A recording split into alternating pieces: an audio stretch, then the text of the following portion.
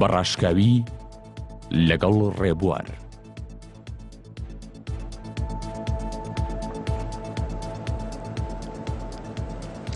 بینەرانی بەڕێزم کاتەوە هەموو کاتێکی ژیانتان شاد و کامەرانی بێت لە هەر شوێنێک بینەری ئێمە سڵاوی گەرمی کارمەندانی نارتیتان لێبێت. من ڕێبوارە و ڕەحمانم ئەم هەفتەیەش لە ئەڵلقەیەکی نوێی بەرنامەی بەڕاشکاوی بە ئێوەی خۆشەویست دەگەمەوە. کەرتی پەروەردەیەکێکە لەو کەرتە گرنگانەی کۆمەڵگا کە پەیوەستە بە تاکی ئەم کۆمەڵگایەوە. لە کوردستاندا ئەم کەرتە وەک زۆرێکی تر لە کەرتەکانی تر قسە و ڕەخنە و گلەیەکی زۆری ئاڕاستە دەکرێت. تەنانەت هەندێک جار ئەو ڕەخنانە دەگەنە ئاستی بریندارکردنیش. مامۆستایان بەجیا لە لای خۆیانەوە گلەییان هەیە، خوێندکارانیش بەجیا لە لایەکی ترەوە گلەییان هەیە. لایەنی سێمیش کە سوکاری خوێندکاران و قوتابیانن کا بەردەوام گلەییان لەم کەرتە هەیە. لە ماوەی کاتژمێری داهاتوودا بە میوانداری میوانەکەم دکتۆر پشتیوان سادق وەزیری پەروەردەی حکوومەتی هەرێمی کوردستان هەوڵ دەدەین قسە لەسەر کەرتی پەروەردە و هەموو ئەو ڕەخنانە بکەین کە ڕوبەڕووی ئەو کەرتە دەبێتەوە. دکتۆر بەخێر بێیت بۆ بەرنامەی بەڕاشکاوی. سپاس بۆ ئامادەبوونت. پەروەردە بێکێشەیە یان بێکێشە نییە؟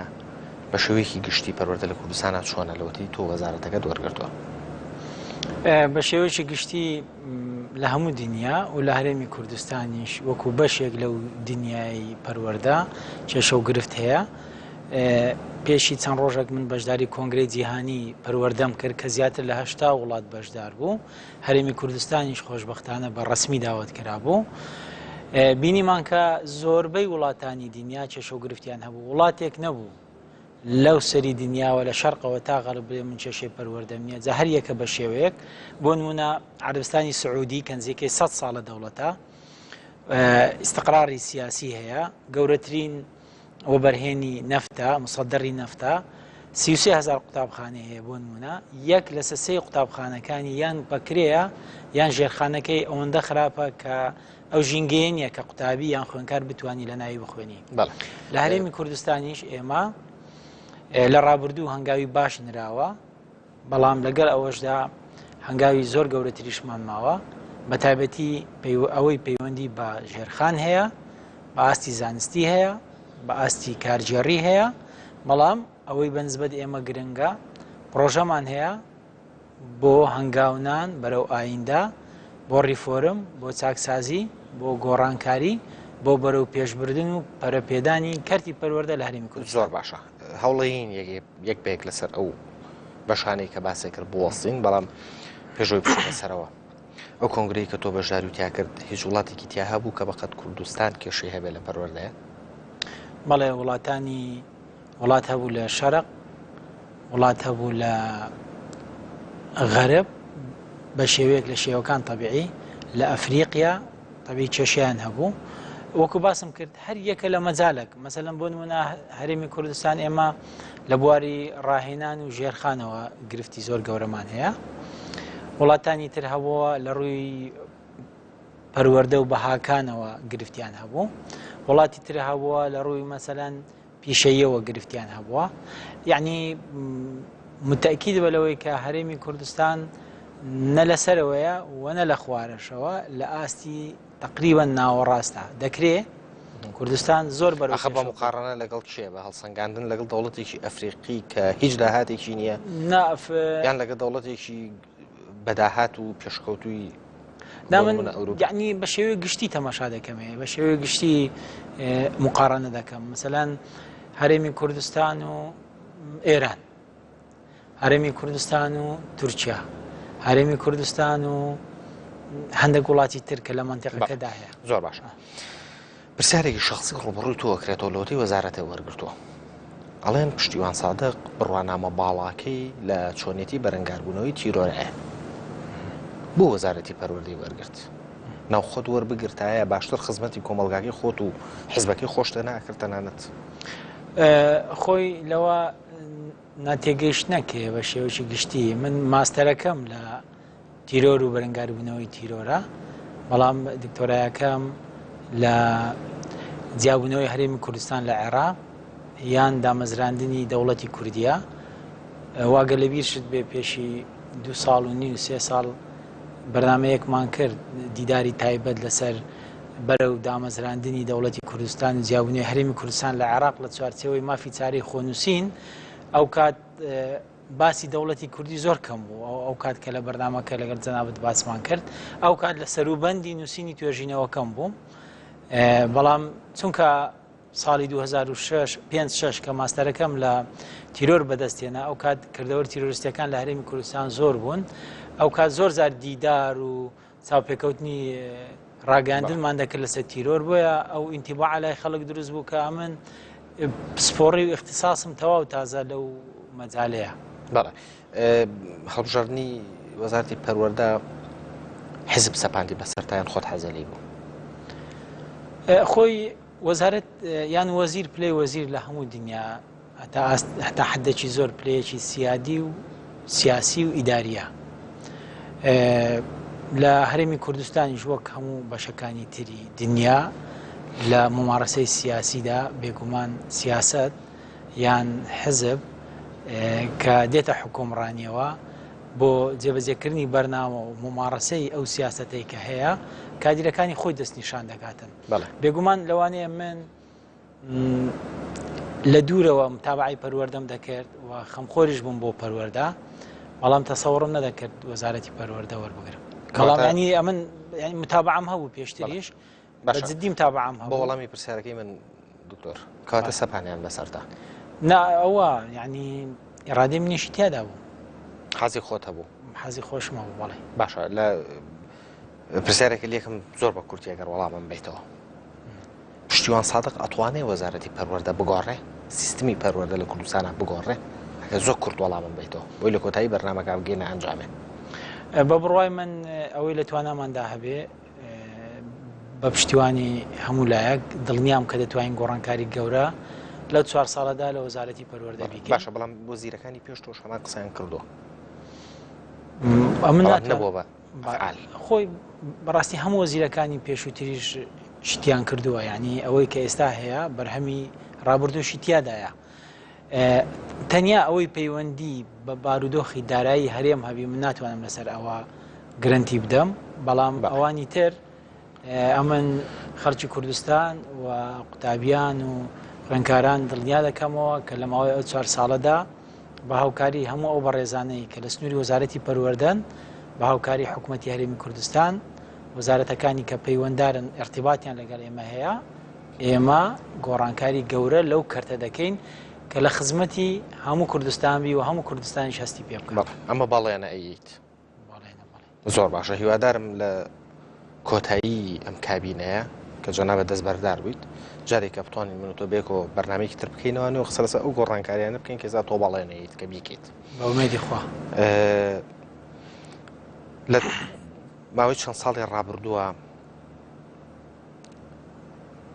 مەسەلەی گەندەڵێک لە وەزارەتی پەروەردەیە جوڵێنرا کە مەسەلەی چاپکردنی کتێبەکان بوو ئەم دۆسیە گەیشتە داواکاری گشتی بەکوێ گەیشتە ئەو دۆسیە ئێستا هیچ جموجۆڵک یان حرەکەکی یاسایی بەنسبەت ئەو بابەتە نییە لە وەزارەتی پەروەردە حالیەن دیارە ئەو کات بابەتەکە ینی گەێنراوەتە ئاستەک و ئیجراعاتەک و ئەوانە ینی من کە قسە دەکەم ئێستا دەبی قسە لەو کاتە بکەم کە بەخۆم تایدا وەزیرم بەس نازم بە شێوەیەکی گشتی لەسەر چاپەمەنی من حەز دەکەم بەڵێ لەسەر لە چاپدانی کتێب بوو کە تایە هاتۆ لە دۆسیەکە کە بە فیڕۆدانێکی گەوری سامانی نیشتمانی تیاکراوە خۆی بە شێوەی گشتی بەڕاستی ئەو بودجەی لە هەرێمی کوردستان بۆ وەزارەتی پەروەردە دادەنرێ ئەگەر دوو زۆر ینی ئەوەی کە پەیوەندی بە معاشات و موچە هەیە گەورەترین موچە لە وەزارەتی پەروەردەیە. بەڵێ من قسە لەسەر ئەوە ناکەم مەقسەدم لەوی ترە ینی مەوزوعی چاپەمەنیەکان بە شێوەیەکی گشتی ڕاستە ینی زۆر شتێمیش ملا حەزم هەیە ئێستا حالیەن بەڵام لەگەر ئەوەشدا مۆبالەقەشی زۆریش هەیە ینی لەو بابەتە ینی زۆر جار لە ڕاگەیاندنەکان و لە مقابلەکان ئەو پرسیارە زۆر لە باشەگە مۆبالەقەی تیابێ داواکاری گشتیەتە سەرخەت ینی داواکاری گشتی مۆبالەقەی کردو لە جوڵانیەوە دۆسەیە نانە بە شێوەیەکی گشتی لە ئیعلام ئەوە وەکو باسم کرد لە زمانی من نەبووە بەڵام ئێستا تۆ وەزیری هیچ بە دووەداچوونێ بۆ کرد بزانی ئەم بە فیڕۆدانی سامانی نیشتیمانیە ئێستا من چی دەکەم ئێستا لە ماوەی چەند ڕۆژی داهاتوو ئێمە ئیعلانی چاپکردنی کتابەکانی خۆمان دەکەین لە وەزارەتی پەروەردە ئەم جارژێنەوە بە دەرەوە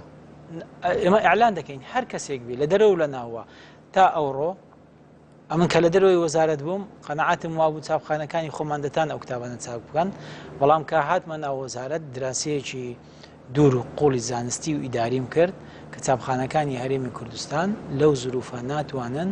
ئەو هەموو کتابەی وەزارەتی پەروەردە بەو کوالیتیە چاپ بکەن بە هیچ زۆرێک ناتوانن من لەگەڵیشیان دانیشتمە دەتانن کەمیەک چاپ بکەن بەشێک بەڵام هەمووی ناتوان چاپ باشە تۆ ئەو بەشیانەیەتی ئەو کەمیەکە ئەوانە توانن ئێستا ئێمە ئەعلان دەکەین پاشی چەند ڕۆژی تر با کەناڵی NRT هەموو کەناڵەکان بێن تەمەشا بکەن هەر کەسێک ئەو تەندەرەی ئێمە ئەعلانی دەکەن توانای هەبی وەری بگری و پڕی بکاتەوە تا لە ناوە خۆمان هەبی بێگومان باشترە بەڵام منافەسەیە تەبیعی بەڵام ساڵانە 50 میلیۆن دلار چاپکردنی ینی کتابە ئەگەر بە بەراورد لەگەڵ هەموو پرۆژە ئیسtisماریەکانی تری هەرێمی کوردستان تەمەشا بکەی 50 میلیۆن دلار ئەگەر بە بەراورد تەمەشا بکەی پارێکی زۆر کەمە بەڵام ئەگەر مقارنە بکەیت کە 1 دینار بە هەدەر بچیتن ئەوە گەلەگەلێک زۆرە باشە تۆ متابعی ئەو 50 میلیۆنە من وعد دەدەم ئەو 50 میلیۆنە ئەو ساڵ لەبەروی هەندێک لەو شەریکاتانەی کە ماوەی چەند ساڵە چاپی کتابیان بە وەزارەتی پەروەردە دەکرد ئێستا لەمە دووە ئەو احتیکارەی ئەوان لە وەزارەتی پەروەردە نامێنێت ئەو گرێبەستە چیلیەکە لە ڕابردووە لەگەڵیان بەستراوە ئەو گرێبەستانەمان هەمووی هەڵوەشاندەوە لە ڕووی یاسایی و تووشی ئیشکال نابیت هەندێک ئیشکالمان بۆ دروست بووە بەڵام من بڕوام بەوە هەیە کە احتیکارکردن نابی هیچ شەریکە لەبەر ئەوە هەڵەوەشانەوە کە پێدووە بوو گەندەڵی تایە بە فیڕۆدانی سامانی نیشتمانی تایە دەزانی ئەمن بە شەریکاتەکانم گوتم کاکە ئێمە ئەعلان دەکەین ئێوەش بۆتان هەیە بێن ئەگەر خەڵکیشتر لە ئێوە کەمتر کتابەکانی بۆ ئێمە چاپ کرد ڕاستە ئەوان مافی کۆپیڕایتیشیان هەیە بەڵام زین چۆنە ئەو 50 میلیۆنەی کە من ئێستا باسی دەکەم ساڵانە بۆ کتاب چاپ دەکرێت لەمە دووە تەسەوڕ دەکەم 100 کەم بێتەوە 100 کەم دەبێتەوە لە 100 چی لە 100 پارەکە ئەو مەبلەغە کەم دەبێتەوە باشە تۆ بە چ قەناعەتێک ئەمە هەڵوەشانەوە ئەگەر زۆر بە کورتی جوابم بێت چکە پرسیارێکی زۆرم تەنیا لە تەنیا لەسەر ئەو بڕواایە کە ناکرێت هیچ کۆمپانیایەک تا هەتایە ملی وەزارەت بگرێ و کتابی بۆ چاپ باشە وەڵامی ئەو پرسیارەمە نایەوە هیچ بە دووەدا چوونێ کرد بە ئەو دۆسەیە کە داواکاری گشتی جوڵانی هەر ئیشێک کە چووە دادگا من تەداخلی ناکەم دادگا بۆ خۆی تدخل بۆ ئاڕاستەیە کە هاوکاریان بکەیت با هەر کاتێک هاوکاری دادگا بکەیت هەر کاتێک دادگا داوا لە من بکە هەر هاوکاریەکی بێ من ئامادە باشە باسی ئەوە ئەکرێت قسە لەسەر ئەوە ئەکرێت کە لەو دۆسەیە تەنانەت یەکێک لە تۆمەتبارانی ئەو دۆسەیە کە تۆمەتبارکراوە بۆ دۆسەیە بڕی 150,000 دلاری گەڕاندۆتەوە بۆ وەزارەتی پەروەردە تا چۆن ئاگاداریەوەیت ئەوە لە زمانی من نەبووە لە زمانی وەزیری پێشووتر بووە ئاگام لێ نییە بەڕاست هیچیشە نەبیستوە لەبارەیە نەچوومەتەوە یەک وەرەقەی ڕابردووە بەڵێ لە وەزارەتی پەروەردەیە لەسەر چ بنەمایەک ڕاوێژکاردا هەندرێت بە شێوەی گشتی ئەو ڕاوێژکارانی لە هەموو وەزارەتەکانی حکوومەتی هەرێمی کوردستان هەیە پێشتر دانراوە تۆ هیچێدا نەمەزرانەوە ئەمن هیچمدا نەمەزراندەوە باشە چەند ڕاوێژکار هەیە لە وەزارەتەکەی تۆیە ئێستا لە وەزارەتی پەروەردە 6 ڕاوێژکار هەیە باشە خۆی بەپێی یاسا نابێت 4 ڕاوێژکار هەبێت 4 ڕاوێژکار هەبی بەڵام ئێستا پرۆژەیاسایەک لە ئەنجومەنی وەزیران هەیە بۆ ئەوەی پێداچوونەوە بە ژمارە و جۆری ڕاوێژکارەکان لە حکوومەتی هەرێمی کوردستان بکرێتن بەڵام تەبیعی ئەو ڕاوێژکارانی کە لە وەزارەتی پەروەردە هەیە توانایەکی باشی پەروەردەی و ئیداریان هەیە و بەڕاستی من سوودم لە توانای ئەوانیش بینیوە بەڵام بە شێوەیەکی گشتی کە تەنزیمی میلاکی ڕاوێژکارەکان دەکرێتەوە ئەوە پەیوەندی بە بڕیاری مرکزی ئەنجومەنی وەزیران باشە بەڵام من ئەم پرسیارە لە خوێندکارێکەوە بۆم هاتووە ئەگەر ڕاوێژکارەکان بۆ دەرەجەی کە جەنابە باسیەکەی شارەزان ئەی بوو مامۆسایان و خوێندکارانیش بێکەوە گلەیان لە سیستمەکەی ئێوە هەیە چەندی 1,700,000 ئێمە قوتابی خوێندکارمان هەیە یعنی تەسەوڕ ناکەی لەو 1,700,000 قوتابی خوێندکارە دائیمان 300,000 400,000 گلەی هەبی بەڵام من ڕێژێکی زۆر ئاساییە زۆر لەوە بەرزترەکە ناڕازیە بڕوا ناکەم ئێوە خۆپشاندان و ئەو ناڕزایی دەربڕێنانی کە ڕۆئێن بۆ لەو ڕێژەی زیاتر نییە زۆر ئاساییە قەت لە زاخۆ هەتا خانەقین ناڕزایی هەبێت تەلە بێتە بەردەم مەکتەب بایکۆت و خوێندن بکە هەموو ئەو ناڕزاییانەی ئەتوو دەیبینی ئەگەر جەمعی بکەیەوە ناکاتە 100,000 قوتابی 100,000 لە 1,700,000 ڕێژێکی زۆر ئاساییە. باشە تا چەند ئاگات لە کاری بەڕێوەبەرە گشتیەکانە لە شارەکانی هەرێمە تۆ تا ڕادێکی زۆر ئاگام لەیە هەر بۆ زانیاری جەنابەت من زۆر هاتوچووی سلێمانی و دهۆک و ئەو منتیقانە دەکەم تەنانەت ئەو ڕۆژە برادێک لە سلێمانی پێم وتی ڕێگای سلێمانی و دهۆک وەکو ڕێگای مزگەوتەکانی هەولێر دەکردەوە ئەوەندە سەردانی تازیەکانم بکرد پێشتر لەو ماوەیە من زیاتر لە 9 جار چوومەتە شاری خۆشەویستی سلێمانی زیاتر لە 9 جار چوومەتە شاری خۆشەویستی دهۆک و بەرنامە بۆ شوێنەکانی تریشەیە تەبی هەرەوەندەش پێ ڕاگەیشتیمەوە بەڵێ باشە من بەڵگەنامەیەکم لە بەردەسایە کە لە یەکێک لە بەڕێوەبەرە گشتیەکانی پەروەردە لە شارێکی هەرێما دەرچووە مۆڵەتی 90 ڕۆژیاوە بە پیاوێک کە مۆڵەتەکە لەسەر ئەساسی نەخۆشی ژنان و مناڵبوون دراوە ئەوە ئاگات لەوە هەیە ئاگام لێرە جاینچیە هەندێک غەڵەتێ لە چاپ ڕوو دەدات یعنی غەڵەتی فەنیە تەسەوڕ ناکەی ڕۆژانە چەندە مڕاجعی بەڕێوەبەراتی گشتی پەروەردەکان هەیە یعنی ڕۆژێک بڕۆ لەوێ بوەستە عەقلت ڕادەوەستی ئەوەندە مڕاجع هەیە زۆر ئاساییە ئەگەر غەڵەتێکی چاپ ببی هەر ئەوەی جەنابەت باس دەکەی ئەوڕۆ ڕوونکردنەوەی لەسەر دراوە مەسەڵەن پێم سەیرە کە ڕوونکردنەوەک لەسەر شتێک دەدرێ احتیمال لەسەر ڕوونکردنەوەکە ناکرێت ئێستا وێبسایتی NRT لەڤین پرێس خەندان فەیسبووکی پەروەردەی سلێمانی ئەو ڕوونکردنەوەی تیادایە بەڵێ باشە بەڵام یعنی ئەو غەڵەتی غەڵەتێکی فەنیە سەتاسە هەڵە زۆر ئاساییە بکرێ بەڵام مانای هەیە هەڵە بەسە 3 فلتەرات هەپەڕێ بە سادیرەوە 4 فلتەر هەڵەیەکی لەو جۆرە زەق یعنی ئایا بەڕێوەبەری گشتی ئیمزای بەس خوا غەڵەت ناکە ئەگەنا هۆبەی ئامادەی واژۆی کردەوە واژۆیەکی کەشی بەسەرەوەی کە ناوی نەنووسیوە سادرش چۆتە بەردەستیان هەنایە کەس نەی خوێندوتەوەمە باشە من پرسیارێک لێ دەکەم ئێستا فڕۆکانی هاوپەیمانان دێن شەڕی تیرۆریستان دەکەن ئاخیر دەرەجەی تەتەوڕی تەکنۆلۆجیایان پێەیە زۆر جاران غەڵەت دەکەن لە هەدەفەکە نادەن بەڵام مرۆڤەکە هەڵاکە ئەو تەیارە بەس ئەوە یعنی زەرەری نییە ئەو هەڵەیە کاک ڕێبوار زەرەری بۆ هیچ کەس نییە هەڵەیەکە بە خلالی 1 ساعت چاکراوەتەوە باشە لە منهەجەکانی خوێندنە لە ساڵانی ڕابردوو بە تایبەتی لە قۆناغی بناڕەتیە هەڵەیەکی زۆری وەریژەڕان هەیە هەڵی زۆری زانیاری هەیە ئەمانە ڕۆشتون چەند ساڵە ڕۆشتون من خۆم لە یادمە کە لەگەڵ وەزیری پێشووتری پەروەردە لە هەمان بەرنامە هەمان ئەو هەڵانم پێوت بەڵام ێستا شەر بەردەوامە چیت کردو بۆ ئەو هەڵانە ڕاست بکەیتەوە طبعی من زۆر سپاسی هەموو کەس دەکەم کە بە هەر وشەیەک هاوکاری وەزارەتی پەروەردە بکە هەر هەڵەیەک کە ڕوو دەدا لە هەر مەجالێک بی نەکرد لە پرۆگرامەکان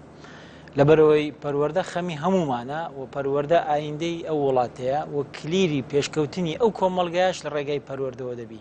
بۆیە بە تەنیا وەزیر و ستافی وەزارەت پەروەردە بەرەو پێشەوە ناچی ئەگەر هەمومان دەست لە ناو دەستی بۆ ئەو مەبەستا بەڕێ ئێستا من خەریکی دروستکردنی لیژنەیەکەم لە 3 ئاستا یەکەم زمانەوانی بە شێوەیەکی گشتی داڕشتنەوەی زمانەوانی ڕێنووس و ئاسانکردنی ئەو تەرجومە حرفی کە ئێستا کراوە مەسەلەن کیمیا لە ئینگلیزی تەرجمە کراوە تەرجمەی حرفی کراوە بەڕاستی قوتابی زۆر بە زەحمەت لە مانایەکە دەگا ئەو پرۆسەیە زیاتر لە 8 مانجی دەوێت ئێستا ئێمە دەستمان پێکردووە بە هەموو منهەجەکانی خوێندندا دەچینەوە کەواتە ئێستا ئێمە و خەریکین ئیعلانی چاپی کتاب دەکەین بۆ ساڵی ئایندا ژمارەیەکی کەمی ئەو هەڵانە چاکراوەتەوە بەڵام بۆ ساڵی دواتر 190 ئەو هەڵانە چاپ دەکرێتەوە زۆر باشە بمبورە هاوڕێیانم پێم بڵێن کە ئەبێ بڕۆمان ناوبڕێکی کوردوەرەگرین دوایە درێژە بە گفتوگەکەمان هەیە بەڕێزان پاشەم ناوبڕە کورتا گەڕێنەوە لاتە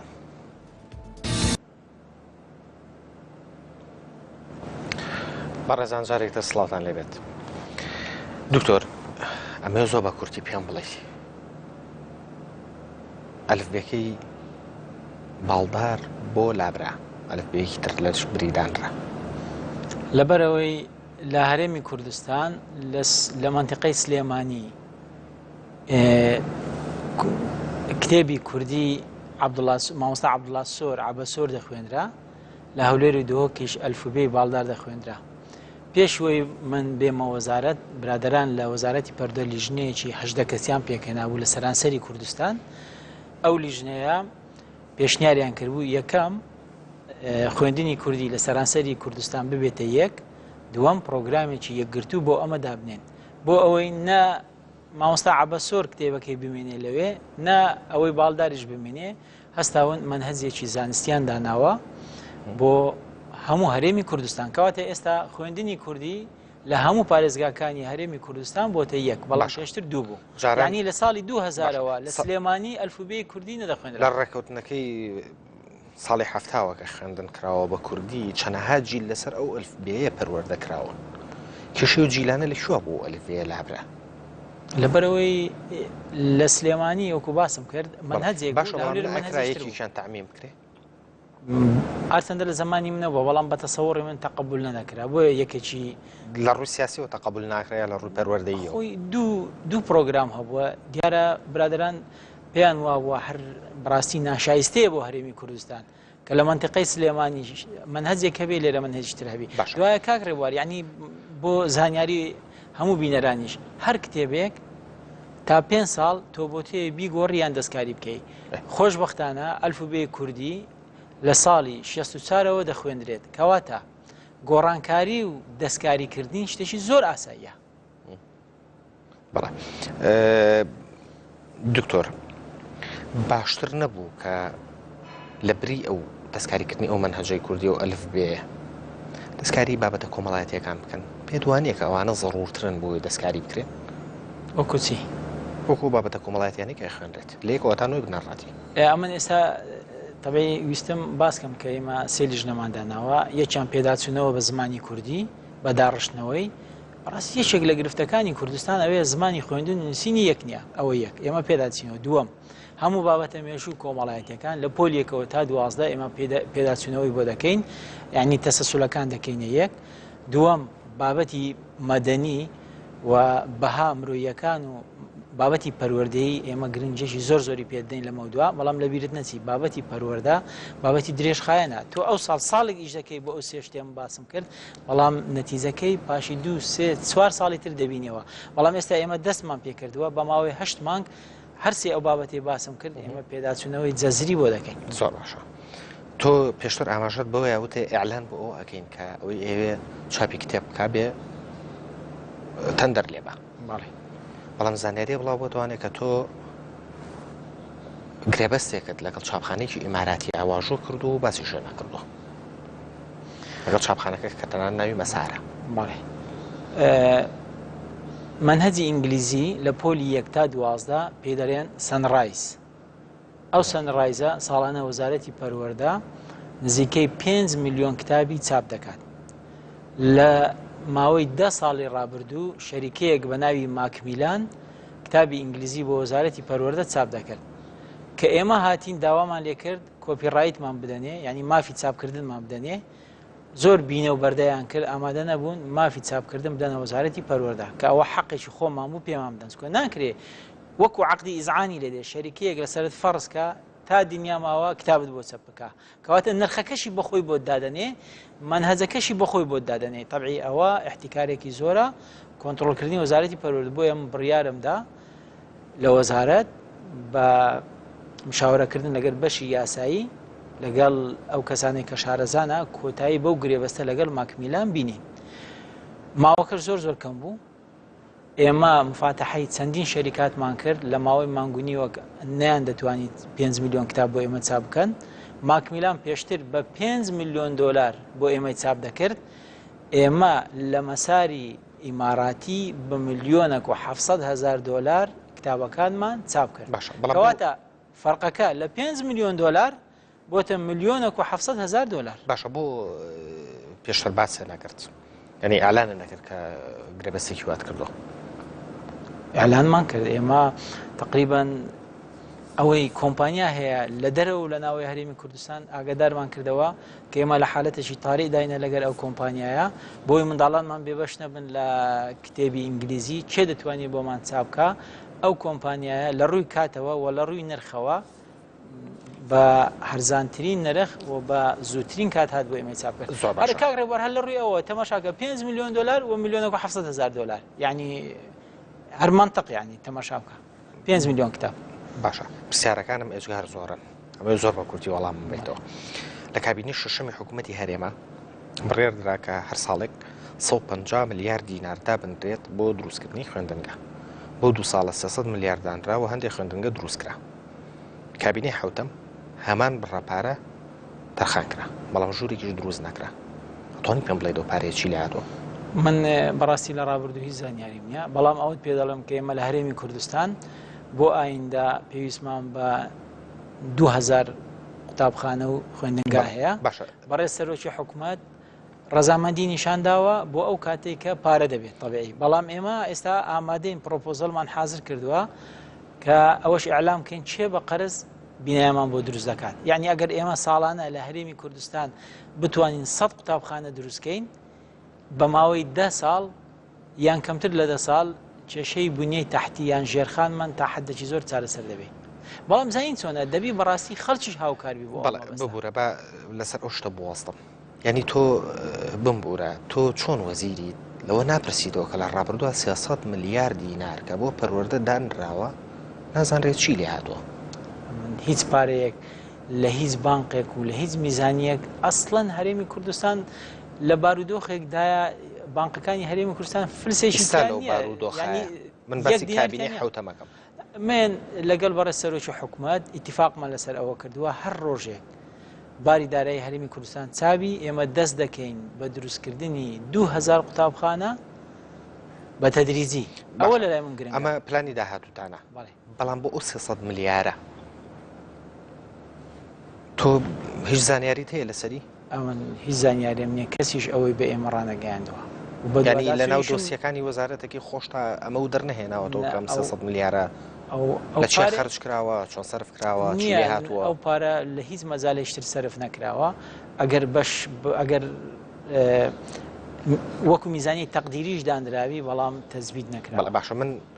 جەنابی وەزیری پەروەردەیت من پێشنیازە بۆکەم بڕۆیتە سەر پرۆژە یاسای بودجەی ئەو 2 ساڵە کە بۆ کابینی حوتەم دانراوە بۆی بڕگەکە بە چاوی خۆت ببینی و پاشانش بە دوواداچوونی بۆ بکەی بۆی بزانین ئەو 300 ملیارە چۆن خەرج کراوە ئەمە تەعامل لەگەر میزانیەی ساڵی 2015 دەکەم هیچ علاقەم بە 2014 و 13 و 12 چۆن وەزیرەکەی پێش خۆت دەوری ئیسلامە لەگەڵا ناکات ئەمە ئەو ینی خۆپارە لە سندوقدانیە تا تو دەوری ئیسلامی لەگەڵ بکەیت ئەگەر هەبی لە 2013 تەزبیت کرابی تو تەعامل لەگە 2013 دەکەیت چواردە هیچ نەبوو ئەو ئێستامە لە 15 دێنەوە نیە چواردە هیچ نەبوو هیچ بودجە تەزیق نەکرا هیچ میزانیە نەبووانە چۆن بودجێ هەرێمیش تەزیق نەکە ناکە ساڵی 2014 هیچ نەبوو ئەمە ناگەڕێمەوە بۆ سێزدا بەڵام بەنسبەت بودجەی 2000 ئێستا نوێ بودجەی نوێ بێگومان ئەمن خاڵ بە خاڵ لەسەر ئەو بودجێ ڕادەوەستە زۆر باشە دکتۆر بەپی داتایە کە لە بەردەسی منایە و ئەم ئامارە لە خودی وەزارەتەکەی خۆ دۆرەم گرتووە وەزارەتی پەروەردە 452 خوێندنگەی لە بینای کرێن 400 قوتابخانەشی لە خانووی گڵە معقولە لە 2015 داتاکان بەم شێوەیە بێ لە کوردستانە بێگومان ئەو داتانەیە کە هەیە وەکۆم باسم کرد هەمووی قابلی گۆڕانکاری و پێداچوونەوە و چارەسەرکردنی ژێرخانە ئەوە پەیوەندی بە ژێرخانەوەی بۆ تو باسم کرد سعودیا کە وڵاتێکە 100 ساڵە و کێشەی سیاسی نیە و گەورەترین و بەرهێنی نەوتە یەک لەسەر سێ قوتابخانەکانی لە کرێدان بۆیە بەڕێی من ئەوە زۆر ئاساییە بەڵام گرنگ ئەوەیە ئێمە هەنگاو دەنین بۆ ئەوەی کە کێشەی ژێرخان و کێشەی دروستکردنی قوتابخانەکان لە هەرێمی کوردستان بەرەو باشتر بچی و گۆڕانکاری تیادا بکەین و ئەوانەی کە مولکی وەزارەتی پەروەردەیان داگیر کردووە ئێمە داوای ئێستا لە محکەمە داوای یاساییان لەسەر تۆمار دەکەین و لەیان وەردەگرینەوە نالین یەک بینای وەزارەتی بچێتەرانە لە حیزبیش لە هەموو کەس لە حیزبەکەی خۆشە لە هەموو کەسێک یان داوای یاسایی لەسەر پارتی ئێستا دیموکراتی ئێمە کوردستان تۆمارەکەی بۆی ئەو بینایانی داگیری کردو بیگەڕێنێتەوە بۆ پەروەردە ئێستا ئێمە بەشی یاسایی ئێمە خەریکی ئەوەیە لە دادگا هەموو ئەو قوتابخانانەی ئێمە هەو بینای ئێمە زەوی ئێمە هەر ممتەلەکاتی ئێمە هەر کەسێک لەسەری بێتن ئێمە بە یاسا لێ وەردەگرینەوە هەر کەسێک بێ باشە من داتای ئەوشم لە بەردە سایە بە پێ و زانیارەی کە لە بەردەسی منایە نزیکی 150 بینای پەروەردە لەلایەن حیزبەکانەوە داگیرکراون حیزبەکان بەتەنیا ئەو ڕقەمە با پێ دەڵێم مەسەرەن هەندێک قوتابخانە هەیە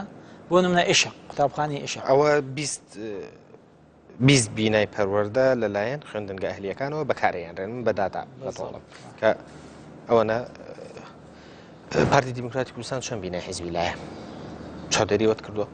چەند بینای حیزبیان چەند بینای پەروەردەی لایە بەخوای حیزبەکان کەمە زۆر بەڵام ئەوەی زیاتر هەیە دوو کێشەمان هەیە یەکەم کێشە بەنسبەت ئەو شار و گوندانەی کە دروست کراوە لە خلالی 7 ساڵی ڕابردوو ئەوانە یان بینایان دروست کردووە بەکریان داوەتە قوتابخانەی ئەهلی کۆمپانیای ئەهلی یانیش دروستیان نەکردووە کێشەی دووەم ئەو خوێندنگا قوتابخانەیان کە ئەهلینە بەڵام لە بینایەکانی وەزارەتی پەروەردەدان بەڵام ئەوانە وەختی خۆشی بۆ موافقەی وەزارەتی پەروەردە چوونەتە ناوێ یعنی ئەوە نەبی یەکسەر چوبن اقتحامیان کردی و داگیریان زۆر باشە لە ماوەی چەند ساڵی ڕابردووە بڕێک پارەی زۆر باش تەرخان کرا بۆ ئەوەی کە تەنکی ئاوی سەربانی قوتابخانەکان لە زۆربەی قوتابخانەکانە تازە بکرێنەوە بگۆڕێن ئەم کێشەیە گەندەڵی تێکەوت وەک باقی کێشەکانی تر بڕێک تەنکی کڕا ئێستا لە سلێمانی لە مەخزەنێکایە تەنانەت دابەشیش نەکراوە ئەم دۆسیە گەیشتۆتە محکەمە ئاگات لەو دۆسیە هەیە تۆ ئەو دۆسیە نەگەیشتۆتە محکەمە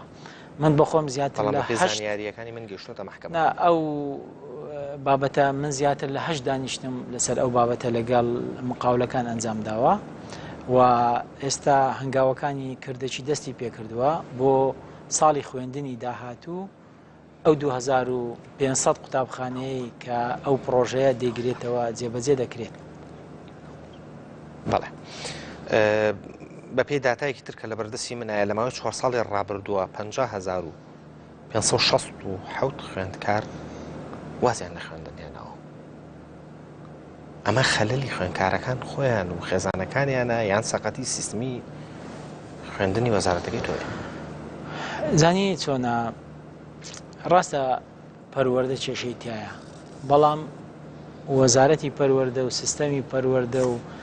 سیستەمی فێرکاری لە هەرێمی کوردستان لەو ئاستەنیە کە ئێمە تەنیا جانبە سلبیەکانی وەربگرین بەڵکو جانبی ولایانی ئیجابی باشیشی تایە بەڵام وەکو باسم کرد پەروەردە مستەمڕ پێویستی بە گۆڕانکاری و چاکسازی و بەرەو پێشبردن هەیە بێگومان مەجموعەک عوامل هەیە کە کاریگەری ڕاستەوخۆی لەسەر پەروەردە هەیە یەکەمیشت خێزانە دووەم کەلتوری خودی کۆمەلگایە سێەم جیهازەکانی تری حکوومەتی هەرێمی کوردستان ڕاستەخۆیان ناڕاستەخۆ و وەزارەتی پەروەردەش تەبیعی خاوەنی ئەساسی ئەو بابەتەیە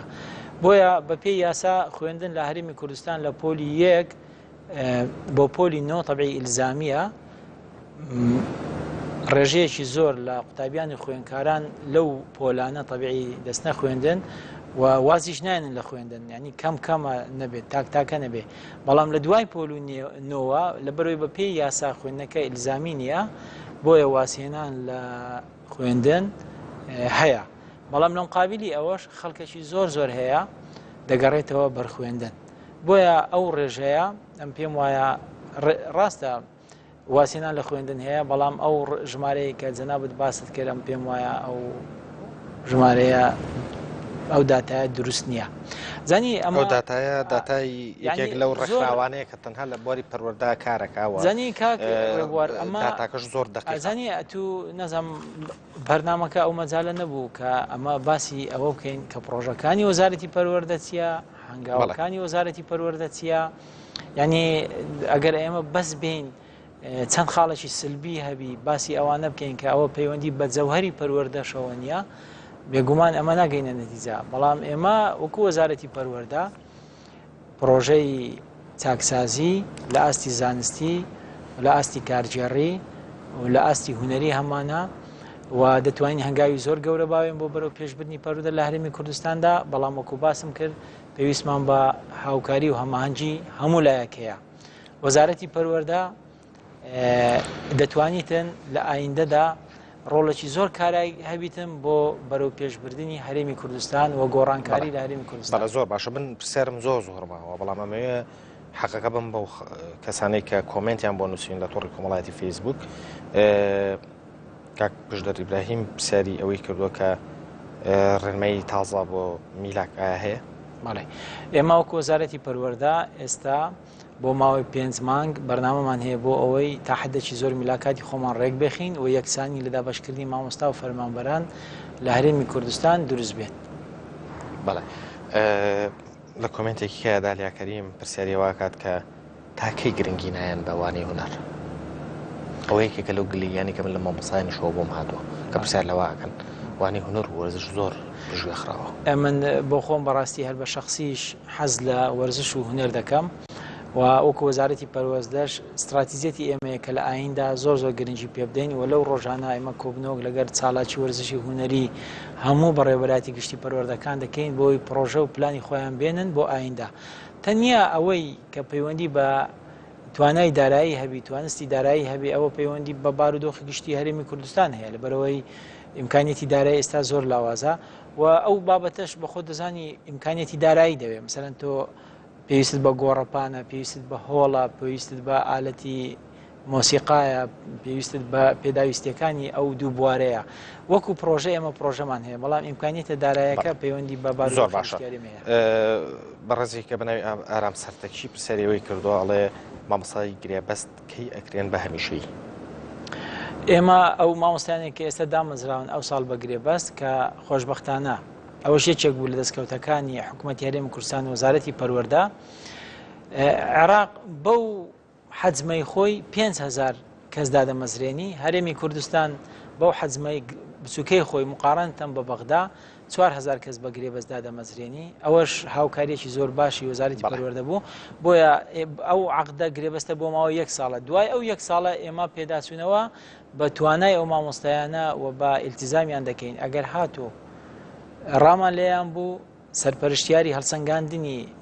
زانستی و کارجێڕی بۆیان بە پۆزتیڤ لە قەڵەمدا ئێمە گرێبەستەکانیان بۆ نوێ دەکەینەوە دوای 3 ساڵ هەر یەک لەوانە مافی ئەوەی هەیە داوای بکە بەڵام بڕیاری کۆتایی بۆ حکوومەتی هەرێمی کوردستان و بارودۆخەکە دەگەڕێتەوە زۆر باشە بڕوا پرسیاری ئەوە کە ئەڵێ ئەم ساڵ پۆلی 12 هەمویان داخڵەکرێن شتیوانی وەکو ساڵانی ڕابردووە بەڵام من دەمەوێت لێرەوە بە قوتابیانی خۆشەویست و خوێندکاران ڕابگەینم کە بە نسبەت پۆلی 12 تاقیکردنەوەکانی پۆلی 12 ئەو ساڵ اختیاری دەبیت واتە بۆ 10-11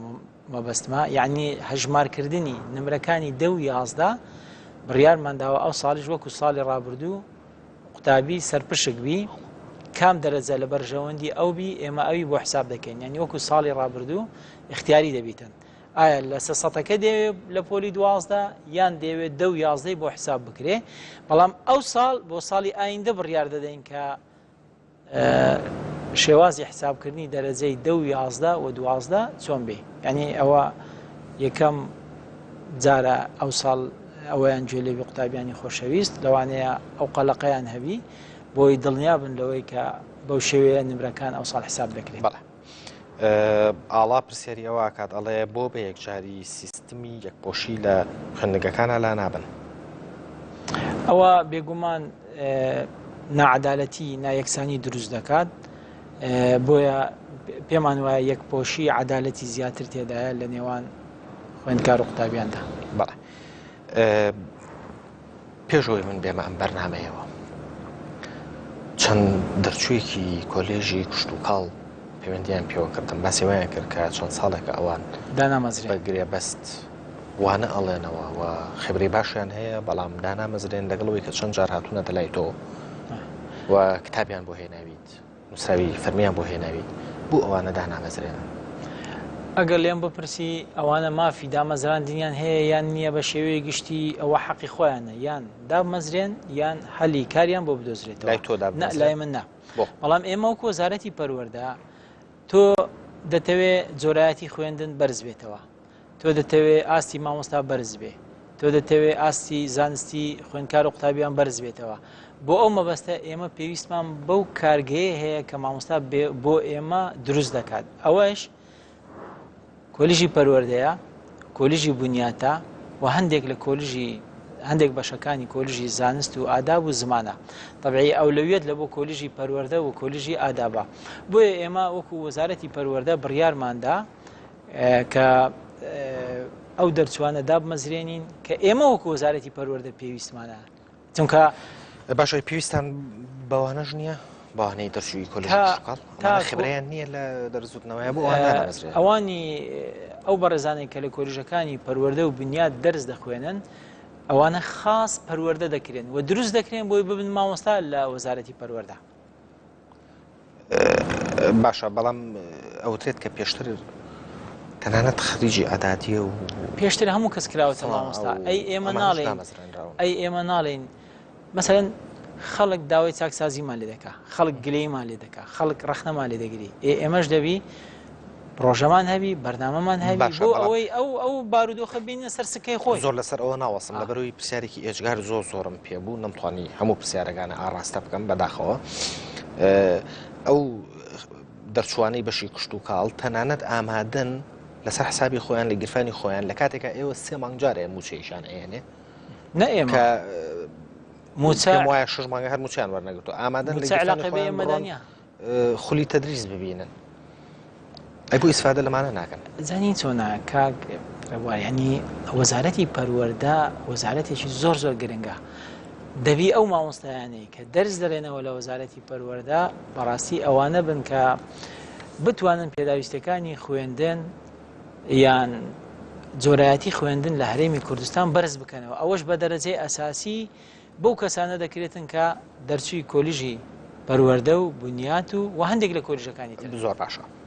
یانە دادنی هەر کاتێک لای تۆ بەڕێوەبەری گشتیان بەرەکەوێ ئێمە ئەی بەڕێوەبەریان لەسەر ئاستی پارێزگا و قەزاونەحەکانە بەرناکەوێت بەڕێوەبەری پەروەردەکان خۆ ئیتفاقی سیاسی کرایە لە نێوان هەموو حیزبەکان لە ئاستی پارێزگاکانی بەڕێوەبەری گشتیدا بۆ نمونە بزوتنەوەی گۆڕان چەنی بەرەکەوێت لە وەزارەتەکەی تۆ چیتان بۆ داناون بیان نەنێ ئەوە لەو لیژنەوە بۆمان دێت یعنی تۆ داینانی زۆر سوپاس دەکەم دکتۆر پشتیوان سادق وەزیری پەروەردەی حکوومەتی هەرێمی کوردستان بۆ ئامادەبوونە من پرسیارێکی زۆرم مابوو ئەمنیش مەجالم من ئەو پرسیارانە بۆ تۆ ئەنێرم کە وەڵامیان بیتەوە کە بەشێکیان پێوەستە بە مامۆستایانەوە هەروەها ژمارەیەکی زۆر کۆمنت لە تۆڕی کۆمەڵاتی فەیسبووکەوە هاتبوو من بەڵێن بە هەموو خۆشەویستانایەم کە کۆمنتیان نووسیوە کە من بە ئەمانەتەوە کۆمنتەکانی ئێوە بۆ وەزیری پەروەردەی حکوومەتی هەرێمی کوردستان ئەنێرم هیوادارم ئەو لە ڕێگەی کەناڵەکانی خۆیەوە وەڵامی ئەو کۆمنتانە باتەوە جارێکە سوپاس دەکەم بۆ ئامادەبوونت سوپاس بۆ جەنابەت خۆشەویستان ئەڵقەی ئەم هەفتەیە بەرنامەی بەڕاشکاوی کۆتایی هات تا سێشەمەی داهاتوو بێگەشتنەوەمان لە ئەڵقەی کینووی بەڕاشکاویدا شەوێکی خۆش بۆ هەموو لایەکتان